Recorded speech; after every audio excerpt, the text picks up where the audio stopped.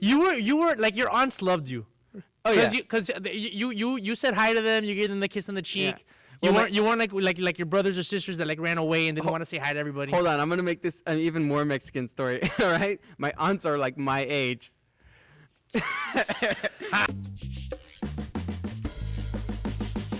Bling! I usually have bells. That's what we're gonna have to use today. Oh, that's awesome. Dude. So just to start off with Space Force. All right, you're on Space Force. I saw it last night for the first time. Oh, thank you so much. Hilarious show. I don't read the reviews and all that stuff before I watch the show, but I watched it. I can only assume that the reviews are amazing because it was funny as hell. Steve Carell's funny in it, okay? And you are hilarious in it. Like, Oh, you're like man. that bro. You know what I'm saying?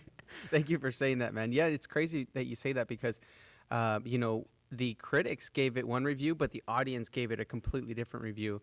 Similar to like when The Office first came out, which is by the same creator, Greg Daniels. When that show first aired, the critics weren't really too fond of it. They didn't really understand the storyline. But I think the purpose of the first season is to kind of set up the show for like all these different avenues. You know, if you've ever watched The Office, like in the first season, Jim and Pam are not really like, they're just starting to build this like relationship with each other. And then later on down in the other seasons, they obviously get together. So I think that's kind of what this show is doing is building the foundation. So the critics gave it, not the best score. That's crazy. But the audience loved it. Yeah. I loved it, honestly. Well, that's what you want because, listen, first of all, no one is really a fan of critics. Yeah. Okay? And most people take critic reviews with a grain of salt. Yeah. But audience scores, I think, are way more important. Yep. And, look, I'm actually a harsh critic. I got to be honest Really? with you, man. I've seen so much TV all my life, and I'm a writer myself, and, we cover television shows here. I see everything, right? I interview people, and I love, especially supporting Latinos and all that stuff. But I can't say that, like, oh, yeah, man, there's so many shows that I like. So I'm actually harsh. And the fact that I was into it, I was into the storylines, the jokes were funny. Some of what I also like is that they walked a fine line in trying to like hit topical political jokes, which is not easy. Yes. And they nailed it. And they did it in a way that's like, it doesn't matter what side you're on. Yes. Like they're making fun of like the senators and like you have like the AOC and the Pelosi and the Yeah. Schumer, and then you have like they allude to Trump. They don't really specifically. I don't know. I haven't seen every show, but they don't specifically talk about him. they say POTUS Yeah. and FLOTUS a lot, and they do reference a lot of like political issues, which is one thing that I absolutely love about Greg Daniels because he makes it a point to put these issues into the public eye and let people form their own opinion on them. I think one of the best things that the show does is it gives insight to both sides of the government, right? The people that are like, hey, you're just wasting money here, and the guys that are actually trying to make progress, Right. but they're just having a difficult time doing it, right? Just like everything in life. Life isn't perfect. And I think that's one of the great perspectives we're given with Steve Carell's character, General Mark Naird. It's like you see him in his family life, you see him in his life as a general trying to create this space force, and then you see him dealing with like the governments that are like, hey, what are you doing wasting money? And he's like, we're trying our best. Yeah. Yeah, I like that, and the characters that that they're kind of based on certain leaders and stuff, they do a really good job, and they're endearing, it's not like they're mocking people, but they are having fun with characters. Now, this must have been sped through development because yeah. Trump announced the Space Force a year and a half ago? It's funny, yeah. Right when they announced the Space Force, I think Steve Carell was already in talks with Netflix because The Office was like the #1 viewed comedy on Netflix. Okay. And I think it still is. And Steve Carell was in talks with Netflix, like, hey, you know what? We should probably start working on something else because the licensing for The Office is going to be up soon. And so they started talking, and then they announced the Space Force. And I think it was either Steve or Netflix that had the idea, like, wouldn't it be funny if we created a show about the Space Force? And immediately Steve called Greg Daniels. They got together. Greg started writing. They assembled a team of, like, genius writers. And when I say genius, I mean genius. They've got really top-notch comedy writers on the show. Right. And it's just a blessing for me to be a part of it. Well, it seems, sometimes, here's my issue with some sitcoms. Sometimes it gets into like this formulaic thing where it's just like the plot and the storyline isn't as important. It's just how do you connect all the gags? How do you connect all the jokes? And it's really just joke, weak story, joke, weak story. And this is more the storyline with jokes, spread out through the storyline. It's like the storyline is first. Like there's an actual story to follow. Yeah, yeah. And one thing I like to tell people is that this is not like your in your face comedy. It's more about the story, and the humor is more intellectual. Right. So and that's what I think is another place where some people might have a difficult time understanding the comedies, because it's very subtle. Right. But it's hilarious. Yeah. There's this one scene in I think it's episode 3 or 4? I forgot what it is, but there's this one scene where they send a monkey to space. Yeah. And so this monkey gets captured by like the Chinese, right? This Chinese satellite, and Steve Carell's just like in this very serious moment, and he's like really down about it, and he's like, that chimp better keep his fucking mouth shut. That's awesome. I saw the description of that episode. I hadn't seen that one yet. I'll see it tonight. I wanted to fast forward to some of the episodes with you. I like your character because it's like you're like a goofball. You're really into it. Like this could be the thing that you, but you're also ready to fuck around a lot. You're also ready to like you're hitting your friend with the pellet gun and all that stuff. Tell me a little bit more about your character and some of the silly situations that you find yourself in. Yeah, I play Julio Diaz Jose. He's a first generation Mexican American here. And, he's always dreamed of becoming an astronaut, which is a little challenging because English is his second language. Mm-hmm. But that makes for a lot of humor, because there's a lot of things that he doesn't understand. Kind of like, I don't know if you've watched episode 5 yet, which is where we have the balloons. That's the one that I saw. Okay, yeah. Good. So, like, in episode 5, Steve Carell's asking us to do burpees. And I'm like, you know what? I could do one, sir. And I just let out this whale of a burp, But that's like the miscommunication there that happens, but it makes for a lot of humor. For people watching this and going, wait, hold on. A burpee is like an exercise. Like you fall, do a push-up, you jump up. Oh, yeah. So I should have explained. No. But because I'm assuming that you're an athletic guy, like you work out, so you know what a burpee is like in real life. Yeah, like, I know what a burpee is. That's funny. Yeah, but no, I really love the show, man. And it's tough for me to watch things that I'm in. Right. Because I feel like I'm not going to laugh at them because I already know what happens. Mm-hmm. But the delivery by Steve Carell and the other comical geniuses on the cast, they got Ben Schwartz, Tawny Newsome, Lisa Kudrow from Friends. Yes. Fred Willard. John Malkovich. John Malkovich. Oh, my God. You know how nice that guy is? Really? Yes. He's like the nicest guy in the world. And I was because he knows he's a good actor, so he's nothing to prove. Well, he's a legend. He's a legend in the industry, and he doesn't walk around like he's better than anyone else, which is one thing I absolutely love about him. I was very nervous my first few days on set. It's like John Malkovich, Steve Carell, all these A-list, very well-seasoned actors. And immediately he started telling us stories about like living in France and growing up with the love for theater. He's telling us all these fun stories. I remember one story he told us, and I think it's okay if I tell the story, where like he was doing this play. I think it was on Broadway. I could be wrong about where it was, but he was doing this play, and every night there would be like this crowd of people outside waiting for him. And on some nights, obviously, he's exhausted from the play. He just wants to get some rest. So what he would do is he would climb to the roof of the building, go to the very next building, and then exit from that exit.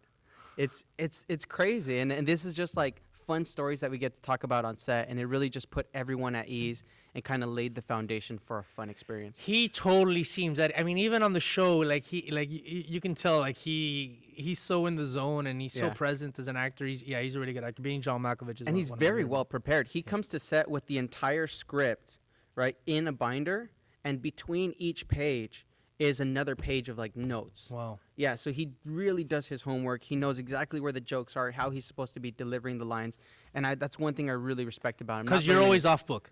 Yes, I'm always off book. Did you ever hear this? Have you ever worked with Shia LaBeouf? I have not yet. Okay, no. Have you ever worked with Alec Baldwin? Not yet. Okay, so here's a story that I heard. So I heard that when they worked together on something, that like Alec Baldwin would ask for the line, and Shia LaBeouf, or he had the script in his hand when they were doing, and Shia LaBeouf would take the script away from. This is Shia LaBeouf giving. Alec Baldwin's like the senior. It's like you'd expect it the other way around. No, Shia LaBeouf is like, you got to be off book. You have to be off book. Wow. And supposedly Shia LaBeouf showed up at Alec Baldwin's whatever hotel room or house, wherever he was staying at during the thing, and had the script, and he goes, tomorrow, be off script. What? Yeah, Shia is That's like some serious stuff. Well, they do the same thing on the set of Shameless. Everybody's off book. It's a paperless set. Wow. Which is crazy. I mean, obviously you're supposed to be off book, but to not have the script on set, that's another level. Who was the showrunner on Shameless? You know what? I don't know. I But don't know. off the top of my head. was it their idea that's like, oh, we're gonna run a type shit. We're gonna make sure everyone's off book. We're not gonna even allow the script on set. I don't know whose idea it was. I think it was like a cumulative decision. Like everybody got together and was like, hey, we've all been doing our job well. Why don't we just make this a paperless set for the environment? Yeah. You know.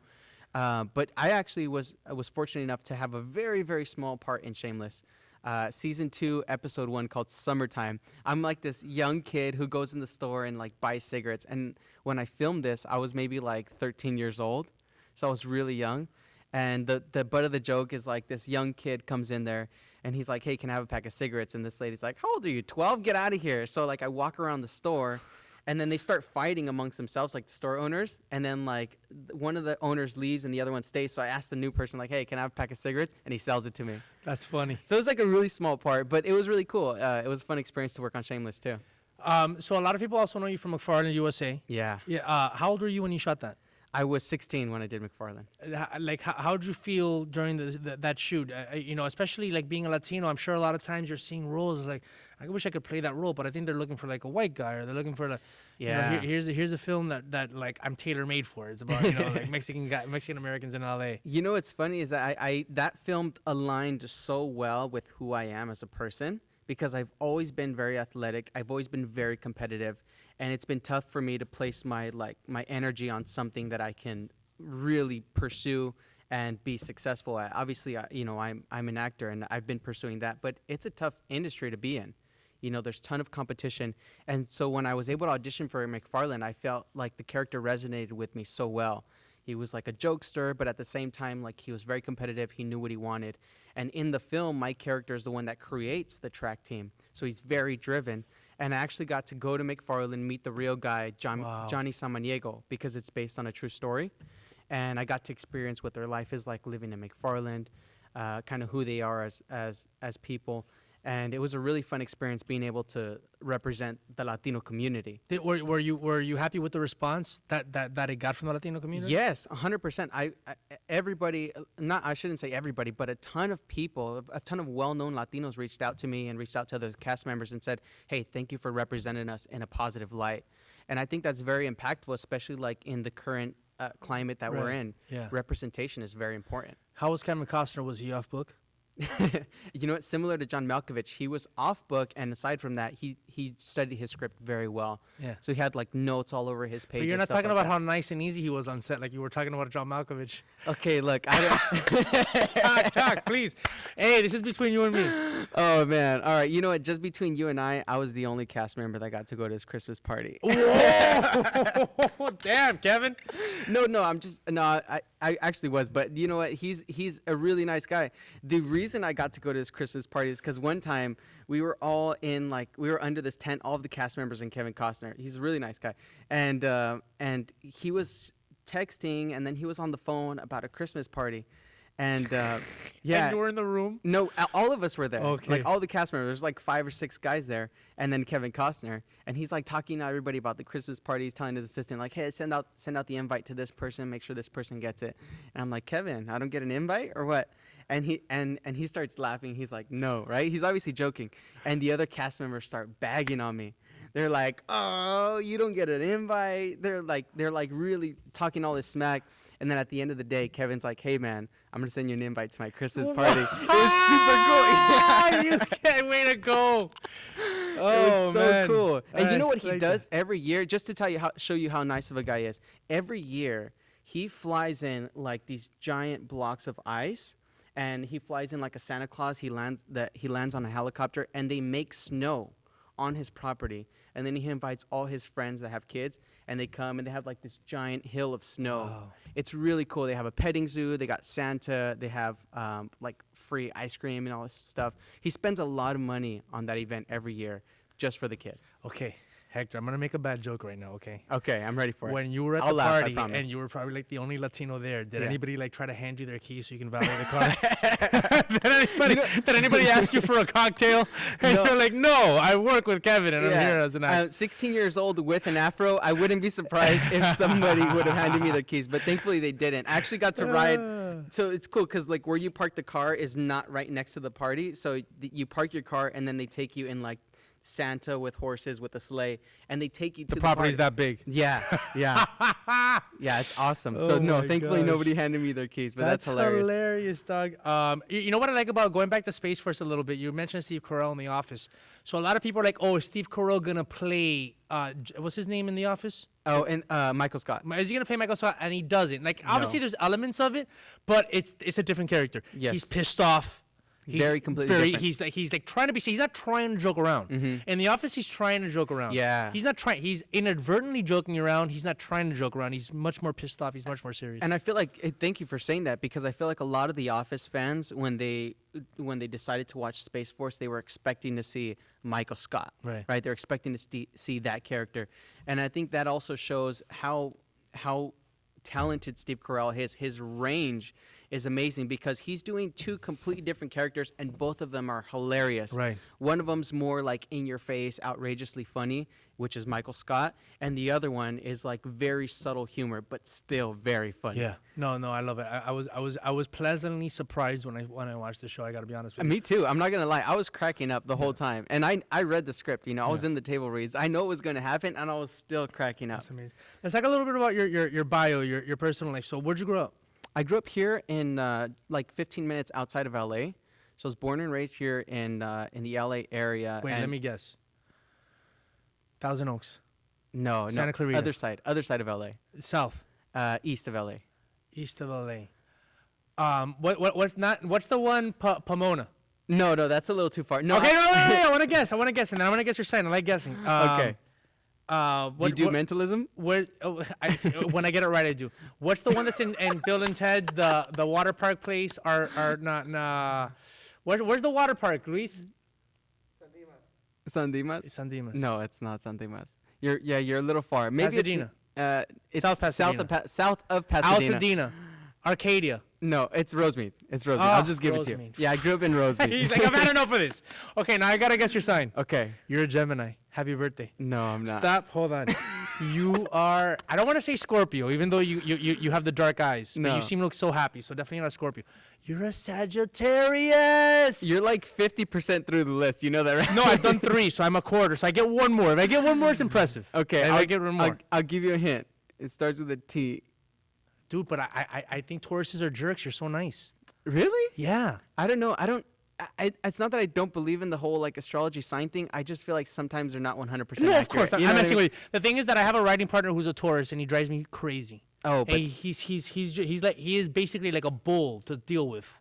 you know what? I'm very similar in that way, where like I'm very driven, and if people that are not on my same like wavelength, I don't like to have around me. Yeah. Sometimes know? you just gotta clear out the room. How'd you get into acting? I started acting when I was like 9 years old. I did this play for young kids. I think it was called The 7 Habits of Happy Kids, something like that. And I really liked it. And I told my parents, you know what, I want to be an actor. And they were like, okay, cool. They kind of brushed it off. And then one day we were walking through the mall. And, there's always like those talent scouts that set up at the mall, Right. and they try to get you signed up for their program. Well, they approached us, me and my 4 siblings, and then 3 of my aunts were with us, and we all went to the open casting call. And out of all of us, they called me, and they were like, hey, we want you to come back. So my dad signed me up for the program. Did your siblings get pissed? No, I don't think so. I don't know. Are you the oldest, youngest, middle? I'm the second oldest. Okay. Second oldest, yeah. So we went to the call. I took a few acting classes, auditioned for an agent, got an agent, did a few commercials, then I did a few small parts on TV, and then just kept auditioning. Yeah, it's been a journey, man. Like 14 That's years amazing. later. I love. It's very Mexican though. We're at the mall. My 4 siblings and my 3 aunts.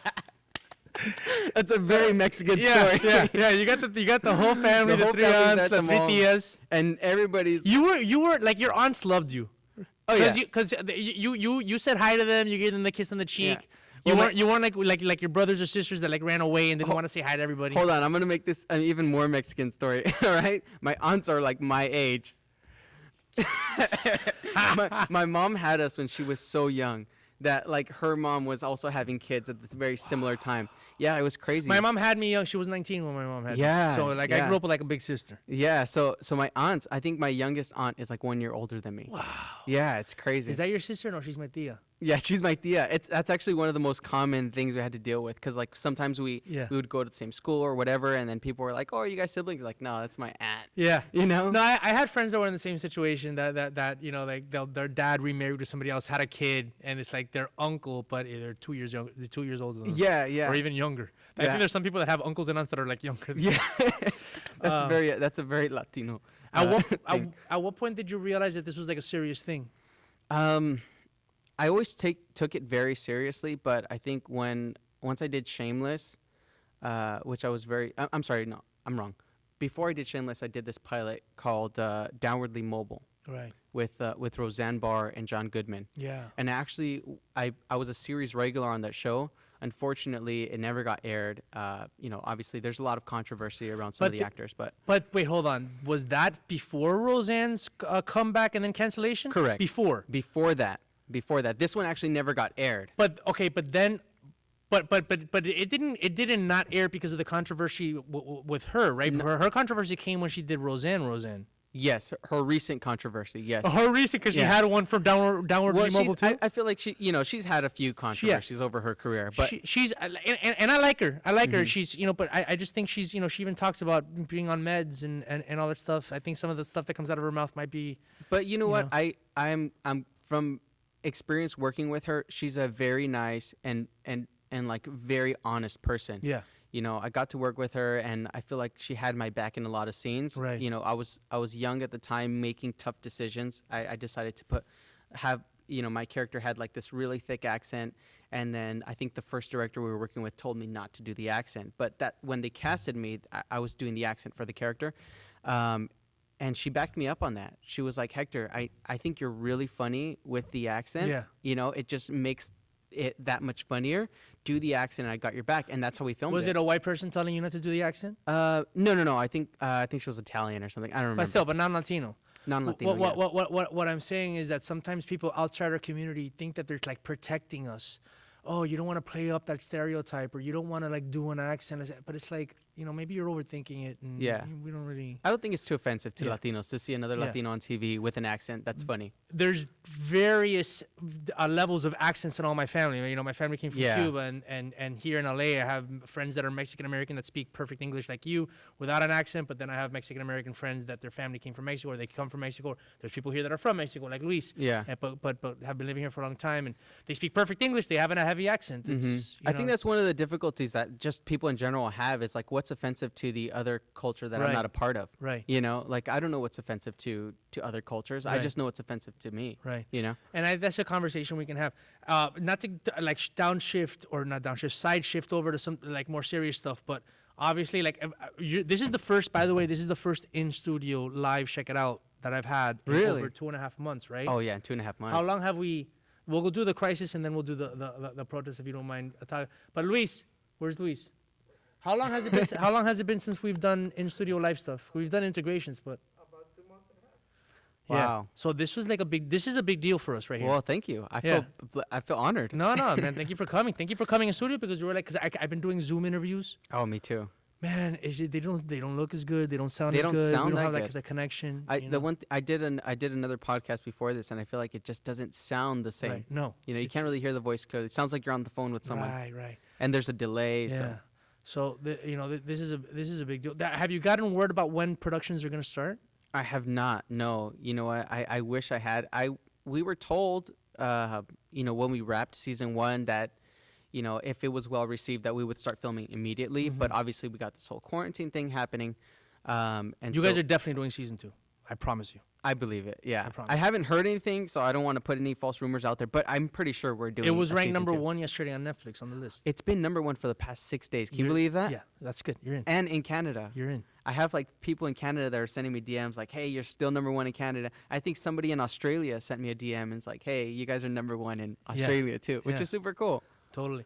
Then the other thing that's happened right as we're starting to reopen, then we have these, the protests for that, that insane situation where you see, George Floyd, this, black man being, just just murdered on camera. Yep. And we've had the protests, and it's been a lot. It's been a lot for people. I've gone out. I've joined the protests. I've covered the protests. I've also joined in the cleaning up. Awesome, thank you. On those 2 days where it got a little crazy, and I Yeah. think some opportunists just went the wrong direction, and so I don't know what have you been? How have you felt this past week? Yeah, it's been a really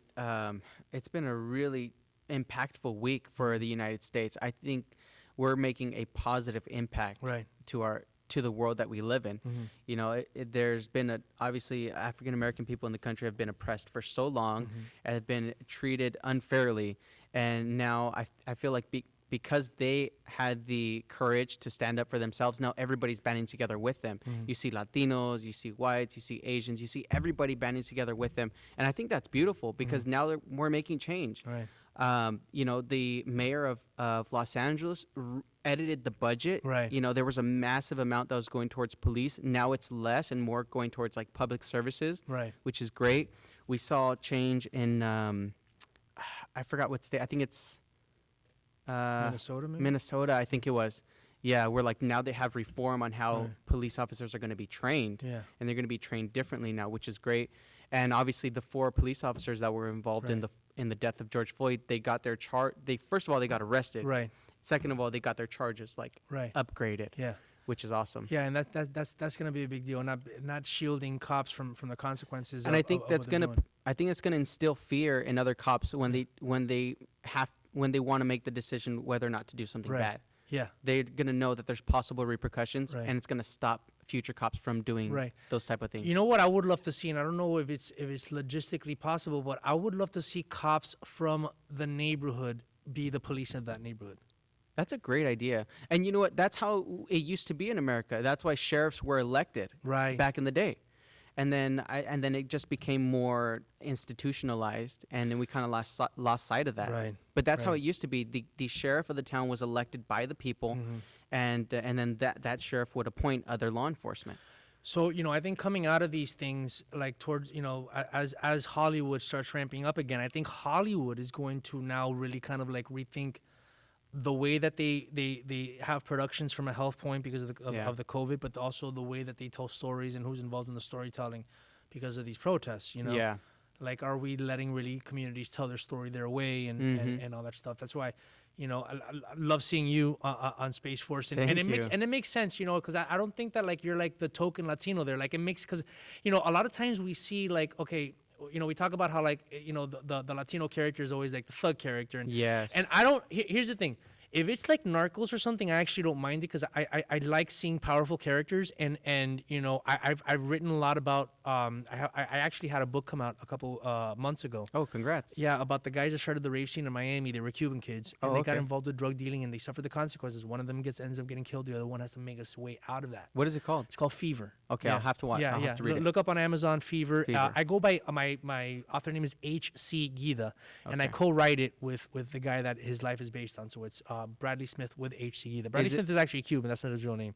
Because the thing is that the murder's still an open investigation, and he's like, Oh, wow. he's like all into like not wanting to use his real name, even though people know who he is. Yeah. But Adds that little extra layer of protection. I said that, yeah, just to be like, and we changed the names and stuff like that, but it's still an open investigation, and like, there's multiple people that it could have been that could have killed him, and they're all like, criminal elements type. But I don't mind criminal characters, especially Yeah. if they're sophisticated and smart and clever. Well- but it can't be the only thing. Like I like Yeah. that I see a character like you because I know like the good athletic. I'm gonna join ROTC. I'm gonna be a good cop for the neighborhood. I'm gonna be like there's that Mexican American. Like Yeah. we need to see more of that. You know what I'm saying? Yeah, no, and that's one thing I love about the creators of the show, Greg Daniels, Steve Carell. They did a really good job at representation. Right. They've got an Asian scientist. They've got a black astronaut. Right. They got a Mexican astronaut. They've got all these different ethnicities working together towards a common goal, which I Yeah. think is amazing. And representation in the industry is definitely making progress. And I think especially for Latinos, we're starting to see Latino stuff everywhere. We're hearing Spanish music on the radio. Right. We're seeing more Latinos being able to play astronauts and lawyers and doctors like myself. Right. And I think that's a positive change. But kind of similar to you, I enjoy the Narcos, Yeah. type of shows. But I feel like the reason I enjoy those is because that's the storyline. Right. The story's about the cartel, Right. right? And so that that's enjoyable. But I feel like when I see gang members and Right. shows that are not about gangs, Right. you know, if it's like a cop show and then you see like a Mexican thug, Right. and it's like That's maybe we played should- out. Yeah, that's Yeah, been played out. That's already. played out. Yeah. Narcos is a little different. Let me check on our time really quick. All right, I'm gonna wrap up a little bit. Yeah, no worries. So, I mean, what's the conversation right now? Do you have actor friends that you hang out with? Like, what's the outlook on the rest of the year? Like, are you guys worried about certain things like being canceled completely because of this being off these past few months, or are you guys looking forward to things ramping up and a lot of work being out there? Well, so here, a few of my buddies and I have gotten together, and we're doing our own Zoom acting classes. Nice. It's it's just other working actors that we all message each other and said, hey, let's continue practicing and hone our craft. That way, when this does open up, we can book a lot of stuff. Right. Because we were all auditioning, we were all working on projects right before this quarantine happened. Everything got shut down. And so our philosophy is, well, we can do what everybody else is doing. We can sit around and wait, or we can prepare. Right. And then when all the doors open up, we're in the front. Right. you know. Listen, I think that you're going to be at the front of the line, Thank you. especially the more people watch Space Force. Do you know who you should play? Who? Roberto Duran, the boxer. Young Roberto Duran, dude. All right, you're funny. already there. Thank You you. keep working out. I don't know if you've taken some boxing classes, but I think that'd be a good role. Yeah, for you. I'll take a few. It's funny. The most common question that I get is, "Are you related to Roberto Duran?" Just because you have the last That was name. the same last name. Hey, That's funny. I know. Bueno, Hector Duran, Thank you. you've been on Checkitow. Thank you.